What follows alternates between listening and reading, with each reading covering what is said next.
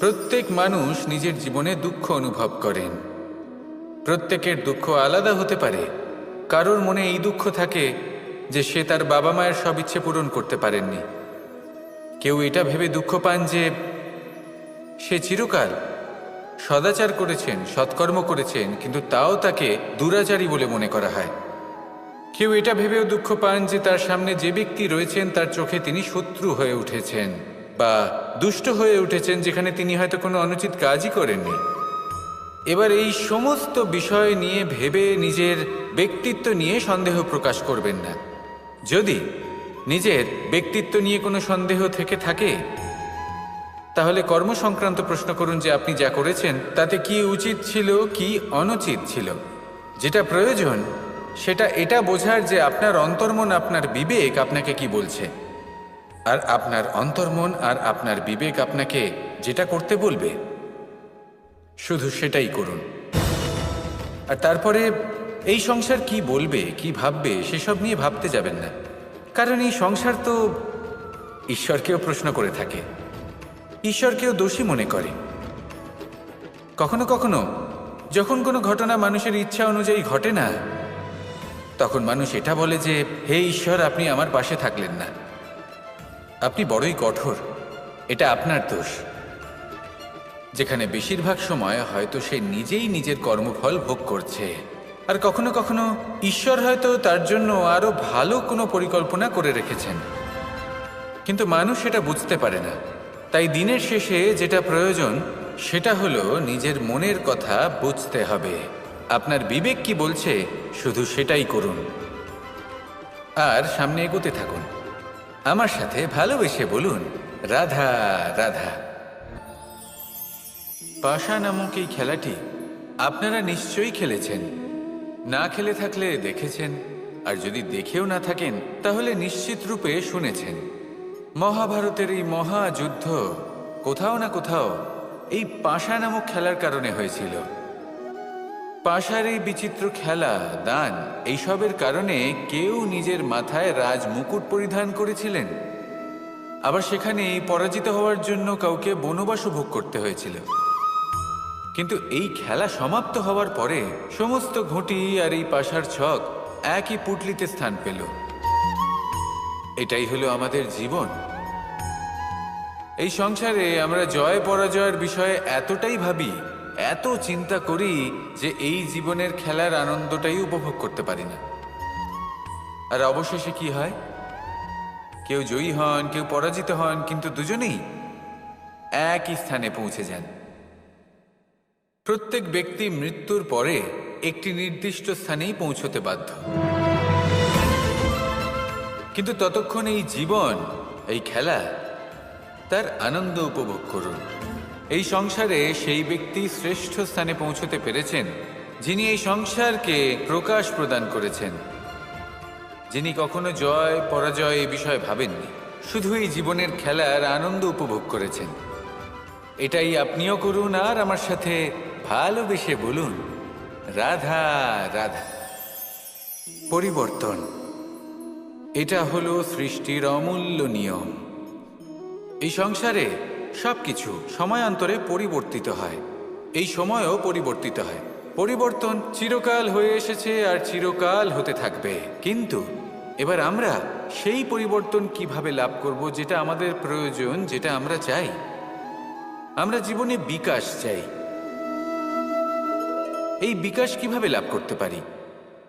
এই প্রকৃতি কিন্তু আমাদের অত্যন্ত উত্তম উদাহরণ দিয়ে বুঝিয়েছে। একটি বিন্দুর উদাহরণ দিয়েছে যা ভবিষ্যতে একটা বিশাল নদীর আকার ধারণ করে। এটা কিভাবে হয়? মেঘ থেকে একটি বিন্দু ঝরে পড়ে সেই পর্বতের ওপর যেখানে হিম আছে। সেই হিমের সংস্পর্শে আসা মাত্র সেই বিন্দুর সাথে আরও বেশ কিছু বিন্দু যুক্ত হয়। তারপর তারা অগ্রসর হয়, আরও কিছু বিন্দু যুক্ত হয়, আস্তে আস্তে একটা ক্ষীণ ধারার রূপ ধারণ করে, এবং সেটাই ভবিষ্যতে আরও এগোতে থাকে। অনেকটা যাওয়ার পর যখন অনেক সংখ্যক বিন্দু একসাথে যুক্ত হয়, তখন সেটা বিশাল নদীর আকার ধারণ করে। এবার আমরা মানুষ বলে আমাদের সাথে এই নিয়মের অন্যথা হয় তা নয়। আমরাও এই প্রকৃতির অংশ, আমাদের ক্ষেত্রেও একই নিয়ম প্রযোজ্য। যখন পরিশ্রম করে অনেক সংখ্যক বিন্দু আমরা একত্রিত করব, তখনই পরিবর্তনের নদী প্রবাহিত হবে। প্রয়োজন হল নিরন্তর পরিশ্রম করা এবং ধৈর্য ধরা। এটা করতে থাকুন, জীবনে সব কিছু লাভ করতে পারবেন। কারণ প্রকৃতি আমাদের এটাই শিখিয়েছে, আর আমরা এই ব্রহ্মরই একটি অংশ, যার দ্বারা এই ব্রহ্মাণ্ড নির্মিত। আসুন আমার সাথে ভালোবেসে বলুন, রাধা রাধা। এই সংসারে একটা শব্দ আছে যার বিষয়ে মানুষ অত্যাধিক চিন্তা ভাবনা করে, আর সেই শব্দ হলো অস্তিত্ব, পরিচয়। প্রত্যেক ব্যক্তি এই সংসারে নিজের অস্তিত্ব গড়তে চায়, আর ছোট থেকে এটাই হয়। যখন আমরা শ্রেণীকক্ষে যাই, পড়তে যাই, তখন আমরা এটাই ভাবি যে আমরা নিজেদের অস্তিত্ব গড়ব, সুনাম অর্জন করব। সকল ব্যক্তি যাতে এটাই বলে যে এই হলো সর্বশ্রেষ্ঠ ছাত্র, আর এটাই আমাদের পরিচয়। কার্যক্ষেত্রেও আমরা ঠিক এটাই চেষ্টা করি, পরিশ্রম করতে থাকি এবং ভবিষ্যতে গিয়ে আমরা নিজেদের পরিচয় খুঁজে পাই। পরিচয়ের সাথে সাফল্য আসে, আর সাফল্যের সাথে আসে অস্তিত্ব। আর যখন এই দুটি সংযুক্ত হয়, তখন মানুষ অসফলতার কথা ভেবে ভয়ভীত হয়ে পড়ে, আর এটা ভাবতে থাকে যে যদি আমি অসফল হই, তাহলে সেই পরিচিতির কি হবে, সেই নামের কি হবে, সেই সব কিছু যে আমি অর্জন করেছি তার কি হবে। সে ভয়ভীত হয়ে পড়ে, আর এই ভয়ের কারণে তার বিকাশ কোথাও না কোথাও অবরুদ্ধ হয়। সে শ্রেষ্ঠ কর্ম করা বন্ধ করে দেয় এবং শুধু এই সুরক্ষিত থাকতে চেষ্টা করে। আর অসফল হলে তাতে ভয় পাওয়ার কোনো প্রয়োজন নেই, কারণ যখন আপনি সফল হন, তখন এই সাফল্য আপনার পরিচয় এই সংসারের সাথে করায়। কিন্তু যখন আপনি অসফল হয়ে থাকেন, তখন এই অসফলতা এই সংসারের পরিচয় আপনার সাথে করায়, যা অত্যন্ত আবশ্যক। অসফলতা প্রত্যেকের জীবনেই আসবে, তার সম্মুখীন হন আর তার থেকে শিক্ষা লাভ করুন। কারণ যখনই আপনি অসফল হন, তখনই আপনার জ্ঞান চক্ষু উন্মুক্ত হয়। আসুন আমার সাথে ভালোবেসে বলুন, আমরা সকলে সামাজিক জীব। মানুষের সাথে দেখা সাক্ষাৎ করা এটা চিরকালই চলতে থাকে। আমরা কখনো কাউকে উপহার দিই, আবার কখনো কেউ আমাদের উপহার দেয়। কখনো কি এমন হয়েছে যে আপনি কাউকে একটা উপহার দিয়েছেন, কিছু সময় পরে বা কিছু মাস পরে সেই উপহারই ঘুরে ফিরে আপনার কাছেই এসেছে, অর্থাৎ সেই বস্তুটাই আপনার কাছে আবার ফিরে এলো? এরকম হয়। ছেলেবেলায় একদিন একজনের বিবাহ ছিল, তখন মা তাকে একটা উপহার দিতে চাইছিলেন। তাই তিনি একটা পোশাক বানালেন আর সেটাকে সুসজ্জিত করছিলেন। আমি দেখলাম আর জিজ্ঞেস করলাম যে মা, এই পোশাক এত সুসজ্জিত করার কি আছে? তখন মা বললেন যে কানাই, কখনো কাউকে এমনই উপহার দেবে, এমন প্রকারে দেবে যে সেটা যদি আবার ঘুরে ফিরে তোমার কাছে ফিরে আসে, তাহলে যেন তোমার খারাপ না লাগে। এটাই কিন্তু হয় আমাদের ব্যবহারের সাথে, কর্মের সাথেও এবং আমাদের কথার সাথেও। তেমনই আচরণ করবেন যে আচরণ আপনি সহ্য করতে পারবেন। যদি মুখ থেকে কটু কথা বেরোতে থাকে, তখন নিজেকে সংযত করে নিন। সেই শব্দই প্রয়োগ করুন যেটা আপনি তার বদলে শুনতে চাইবেন, এবং আপনার দুঃখও হবে না। কারণ আপনার কর্ম এমন একটা উপহার যেটা আবার ঘুরে ফিরে ফলস্বরূপ আপনার কাছেই আসবে। সেই জন্য নিজের আচরণ শুভ করুন, নিজের মানসিকতা শুভ করুন, নিজের মুখ থেকে মধুর বাণী নিঃসৃত করুন, আর এইভাবেই মধুরভাবে বলুন, রাধা রাধা। রামায়ণের একটা অত্যন্ত শ্রেষ্ঠ কাহিনী আছে যেটা খুব অমূল্য শিক্ষাদান করে। দশানন যখন ধরাশায়ী হলেন এবং মৃত্যুশয্যায় শুয়েছিলেন, ওনার শেষ নিঃশ্বাস ত্যাগের সময় শ্রীরাম লক্ষ্মণকে বললেন যে হে লক্ষ্মণ, রাবণের কাছে যাও, ওখানে যাও, ওনার থেকে কিছু জ্ঞান অর্জন করে এসো। উনি হলেন মহাজ্ঞানী, আর ওনার থেকে জ্ঞান অর্জনের এটাই শ্রেষ্ঠ সুযোগ। লক্ষ্মণ প্রথমে মানতে চাইলেন না, কিন্তু শ্রীরাম বোঝানোর পরে লক্ষ্মণ ওনার কাছে গেলেন, রাবণের মাথার কাছে গেলেন আর বললেন, দাদা বলেছেন আপনার থেকে জ্ঞান অর্জন করতে। রাবণ কিছুই বললেন না। লক্ষণ বললেন, আপনি তো দেখছি খুব অহংকারী। মৃত্যুশয্যায় শুয়ে আছেন, শেষ নিঃশ্বাস ত্যাগ করতে চলেছেন, আর তাও এত অহংকার। রাবণ বললেন, নিজের দাদা রামকে ডাকো। শ্রীরাম এলেন, রাবণের পায়ের কাছে এসে দাঁড়ালেন। উনি নিজের হাত জোড় করলেন আর বললেন, হে মহাপণ্ডিত রাবণ, আপনি হলেন মহাজ্ঞানী, দয়া করে আমাদের কিছু জ্ঞান প্রদান করুন। রাবণ বিনম্র চিত্তে ওনার কথা শুনলেন, খুব বিনম্র চিত্তে ক্ষমা প্রার্থনাও করলেন, আর এই সংসার একটি অত্যন্ত শ্রেষ্ঠ জ্ঞান লাভ করল। এর দ্বারা আমরা ঠিক কি শিক্ষা লাভ করি? রাম এবং লক্ষণ দুজনেই ছিলেন তেজস্বী, দুজনেই ছিলেন শ্রেষ্ঠ, ছিলেন বীর, ছিলেন বলবান। কিন্তু শ্রীরামকে মর্যাদা পুরুষোত্তম বলা হয়ে থাকে, কারণ উনি বীর ছিলেন, সাহসী ছিলেন। তার সাথে একটি অত্যন্ত গুরুত্বপূর্ণ গুণ ছিল, সেই গুণ হলো বিনম্রতা। এটা খুবই শ্রেষ্ঠ একটা গুণ। যদি কেউ আপনাকে কটু কথা শোনায়, তাহলে উত্তরটা আপনি বিনম্রভাবেও দিতে পারেন। এই বিনম্রতা এমন এক আবেগ যেটা দেখে মনে হবে কোমল, কিন্তু এটা ততটাই প্রবল অস্ত্র। এমন একটা অস্ত্র যা সকলকে নিরস্ত্র করে দিতে পারে।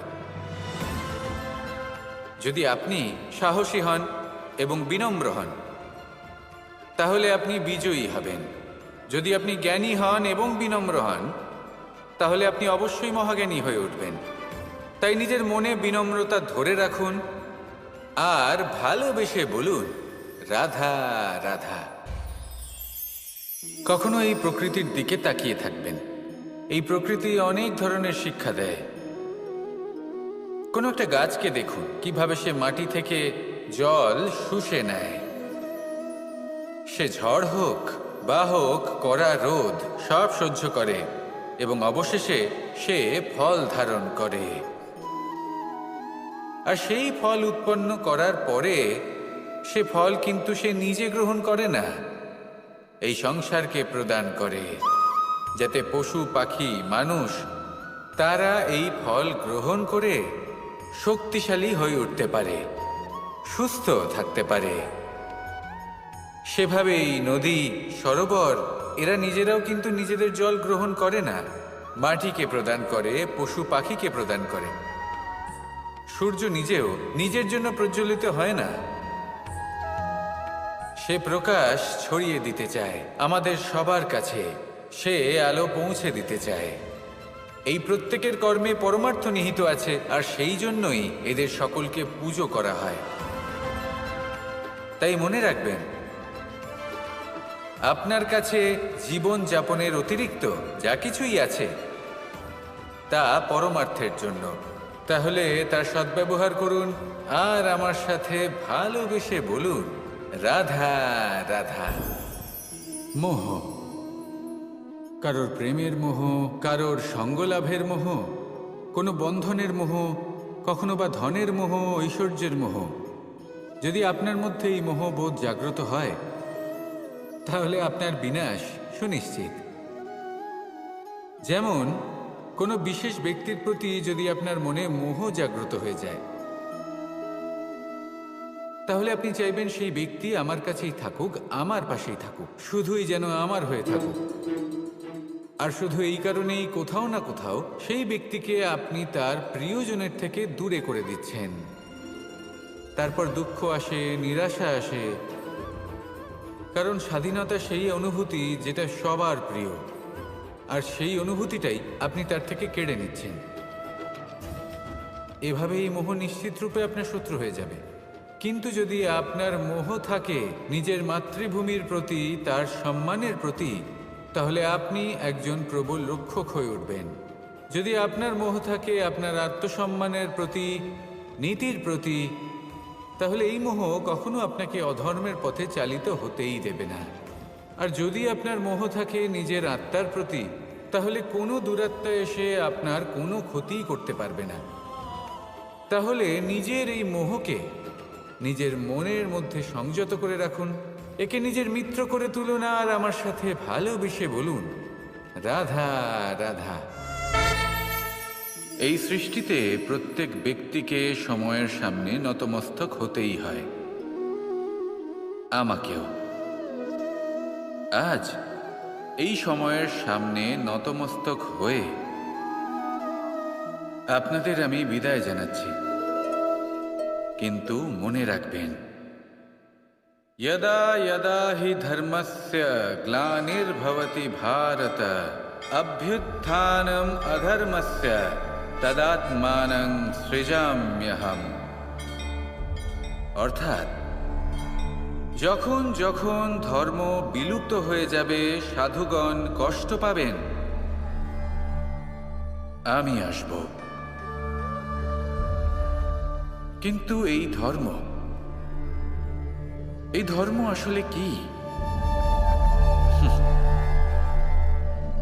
এই ধর্ম হলো তা যা হলো অটল, যে সময়ের সামনে এই সমস্ত সংসার নতমস্তক হয়।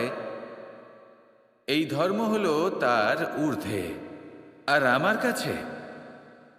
আমার কাছে তো ধর্মের অর্থ শুধুমাত্র একটাই, প্রেম।